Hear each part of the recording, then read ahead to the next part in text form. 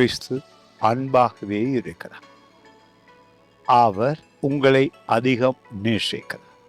அவரே சத்தியம், அவரே வாழ், அவரே வழி. அவரால் அன்றி எவனும் தேவனை காண முடியாது. வேதத்தில் எழுதப்பட்ட காரியங்களை நிதானிக்கும் பொழுது உங்கள் வாழ்க்கையில கான்பிடன்ஸ், நம்பிக்கை வருகிறது. நீங்கள் எதை கேட்டாலும் பெற்று கொள்ளுவீர்கள் என்று.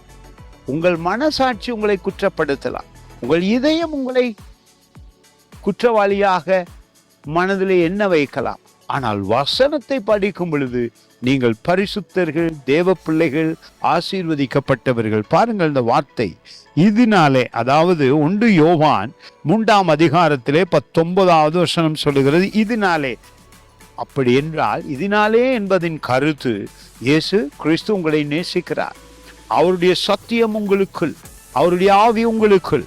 இதனாலே நாம் நம்மை சத்தியத்துக்குரியவர்கள் என்று, வேதத்தை படிக்கிறவர்கள் என்று, அவருடைய அன்பை தெரிந்து கொண்டவர்கள் என்று, அவருடைய வல்லமையை அனுபவிக்கிறவர்கள் என்று, அவருடைய கிருபை நம்மேல் இருக்கிறது என்று நீங்கள் அதிகம் அறிந்து கொள்ள முடியும். காரணம், அது சொல்லுகிறது, அறிந்து நம்முடைய இருதயத்தை அவருக்கு முன்பாக நிச்சயப்படுத்தி கொள்ளலாம். சத்தியம் எழுதப்பட்டிருக்கிறது. இயேசு கிறிஸ்து உங்களை நேசிக்கிறார் என்பதை வேதம் சொன்ன உடனே ஏன் சந்தேகப்படுகிறீர்கள்?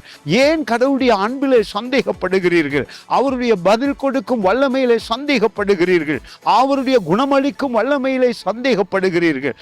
உங்கள் மனசாட்சி சந்தேகப்படும் பொழுது அந்த மனசாட்சியிடத்திலே சொல்லுங்கள், உங்களுடைய இருதயத்திலே சொல்லுங்கள், ஆண்டவராகிய இயேசு கிறிஸ்து என்னுடைய சத்தியம், அவர் என்னை விடுவித்திருக்கிறார், அவர் என்னை வாழ வைத்திருக்கிறார், அவர் என்னை வழி நடத்துகிறார் என்று சொல்லும் பொழுது அதிசயம் நடக்கும்.